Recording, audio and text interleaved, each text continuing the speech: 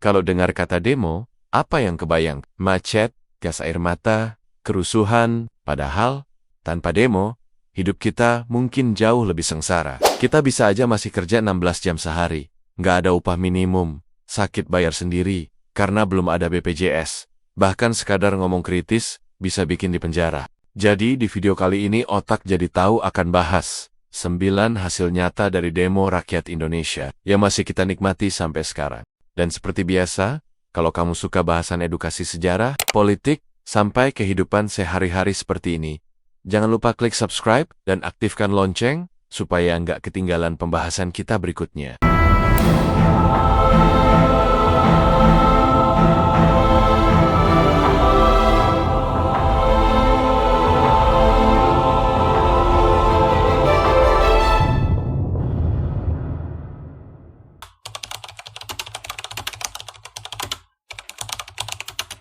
Mari kita mulai dari sesuatu yang paling dasar. Jam kerja. Dulu, buruh bisa dipaksa kerja 12-16 jam sehari. Bayangin, pulang cuma buat tidur sebentar, lalu balik kerja lagi. Tapi sejak abad ke-19, buruh di Chicago berdemonstrasi. Tahun 1886, pecah. Haymarket Affair menuntut 8 jam kerja. Inilah cikal bakal Hari Buruh Internasional. Tekanan ini akhirnya sampai ke seluruh dunia, termasuk Indonesia. Sekarang, diatur jelas dalam Undang-Undang Ketenagakerjaan Nomor 13 Tahun 2003. Pasal 77, kerja normal itu 8 jam sehari untuk 5 hari kerja, atau 7 jam sehari untuk 6 hari kerja. Jadi kalau kamu bisa pulang sore untuk santai, nonton YouTube, atau main game, ingatlah, itu bukan hadiah, tapi buah perjuangan demo buruh lebih dari 100 tahun lalu.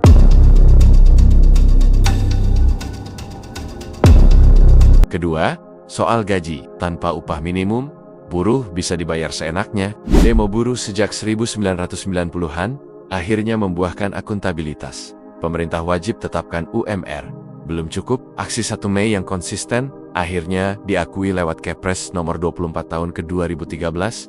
Sejak itu 1 Mei alias Hari Buruh jadi libur nasional. Kompas tahun 2013 melaporkan langsung keputusan Presiden SBY saat itu. Jadi, libur May Day itu bukan kebaikan hati pemerintah, tapi hasil jalanan.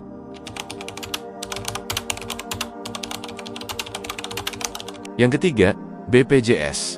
Sekarang, coba kita bahas sesuatu yang hampir semua orang pakai, BPJS Kesehatan. Banyak orang kira BPJS itu hadiah baik hati pemerintah. Padahal enggak, justru lahirnya BPJS adalah hasil demo panjang dan gugatan hukum rakyat. Ceritanya begini. Tahun 2004 sebenarnya sudah ada Undang-Undang Nomor 40 tentang Sistem Jaminan Sosial Nasional atau SJSN. Intinya, negara wajib kasih jaminan sosial buat semua warga. Tapi apa yang terjadi? Bertahun-tahun pemerintah diam, nggak ada aksi nyata. Sampai akhirnya, buruh Indonesia marah. Tahun 2010 sampai 2012, aksi buruh mengguncang Jakarta. Ribuan orang turun dalam May Day tiap 1 Mei, dan salah satu teriakannya keras, "Jalankan BPJS sekarang juga." Bahkan menurut CNN Indonesia tahun 2013, ribuan buruh sengaja memblokade jalan menuju Istana Negara, membawa spanduk besar bertuliskan BPJS harga mati. Mereka bilang tanpa jaminan sosial, buruh Indonesia akan terus miskin kalau sakit. Bukan cuma buruh, kelompok masyarakat sipil juga menggugat pemerintah ke Mahkamah Konstitusi. Hasilnya, MK menegaskan, jaminan sosial itu hak konstitusional rakyat sesuai pasal 28H Undang-Undang Dasar ke-1945, pemerintah wajib melaksanakannya.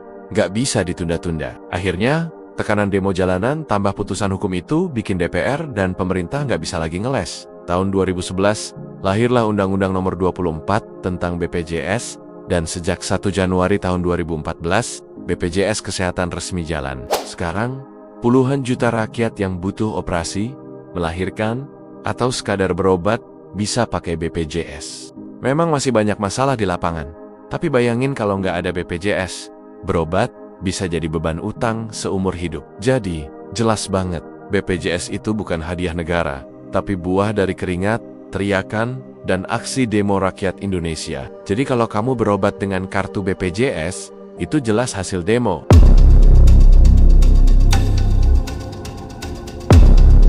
Sebelum 1998, kritik pemerintah bisa berujung penjara. media dibredel, demo dibubarkan. Aksi mahasiswa reformasi 1998 memaksa lengsernya Soeharto. Dari situ lahir Undang-Undang Nomor 9 Tahun 1998 tentang kebebasan berpendapat di muka umum dan Undang-Undang Pers tahun ke-1999. BBC Indonesia 2018 menulis jelas bahwa reformasi adalah tonggak kebebasan. Jadi kalau sekarang channel kayak Otak Jadi Tahu bisa bicara kritis tanpa takut dibungkam, itu karena demo 98.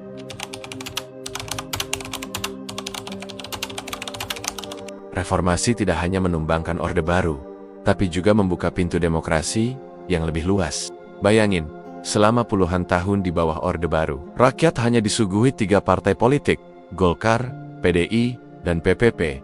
Pilihannya sempit, hasilnya pun hampir bisa ditebak. Setelah reformasi, aturan pemilu diubah lewat Undang-Undang Nomor 3 Tahun ke-1999. Untuk pertama kalinya dalam puluhan tahun, rakyat benar-benar diberi kebebasan memilih. Dampaknya langsung terasa. Pemilu berikutnya diikuti oleh 48 partai politik sekaligus. Suasana politik yang tadinya monoton berubah menjadi sangat ramai dan penuh warna. Arsip Kompas mencatat peristiwa ini sebagai pemilu paling demokratis sejak 1965, atau sekitar 32 tahun lamanya. Jadi, walau hari ini demokrasi terasa penuh drama, jangan lupa dulu kita bahkan tidak benar-benar punya pilihan. Reformasilah yang mengembalikan suara rakyat.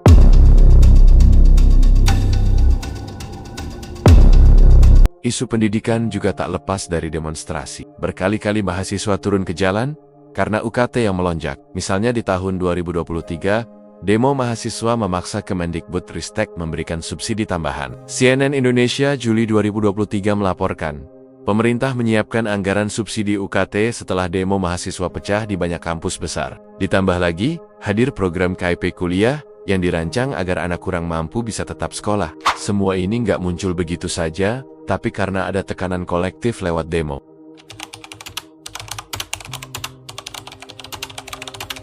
Kalau perempuan bisa cuti melahirkan sekarang, itu pun hasil perjuangan.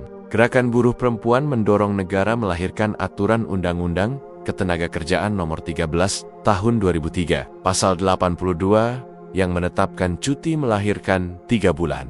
Tempo 2022 juga menulis, aksi massa perempuan mendorong lahirnya regulasi yang lebih melindungi hak-hak pekerja perempuan. Jadi, cuti melahirkan itu bukan hadiah manis dari majikan, tapi buah demo perempuan di jalanan.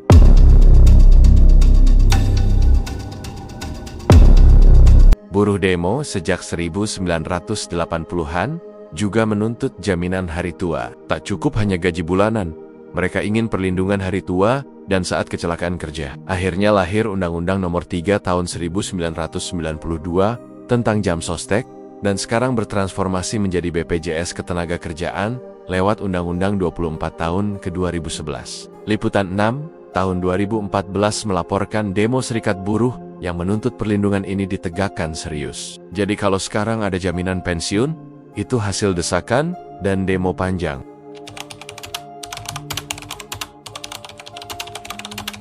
Dan yang terakhir, jangan remehkan demo era terbaru. Tahun 2019, ada gelombang aksi besar yang dikenal sebagai reformasi di korupsi. Ribuan mahasiswa menolak RKUHP yang dianggap berbahaya. BBC Indonesia 23 September tahun 2019 menulis bahwa Presiden Jokowi akhirnya meminta DPR menunda pengesahan RKUHP itu. Namun, di Desember tahun 2022, DPR kembali mengesahkan KUHP baru. Bedanya, KUHP itu belum berlaku penuh, baru akan resmi aktif pada tahun 2026, memberi masa transisi 3 tahun. Artinya, demo 2019 memang berhasil menunda hampir 3 tahun.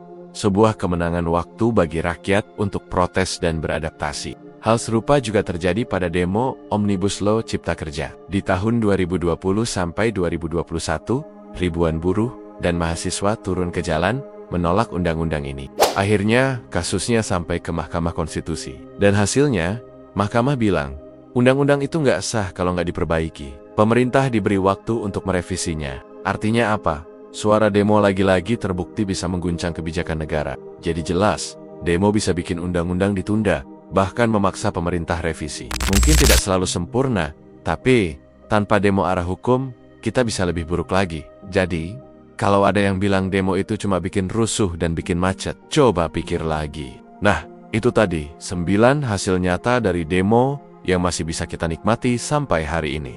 Mulai dari jam kerja, gaji minimum, BPJS, cuti melahirkan, jaminan pensiun, kebebasan pers, pendidikan lebih luas, sampai undang-undang yang ditunda atau direvisi. Dan ingat, masih banyak lagi hasil demo lain yang sebenarnya membentuk hidup kita sekarang.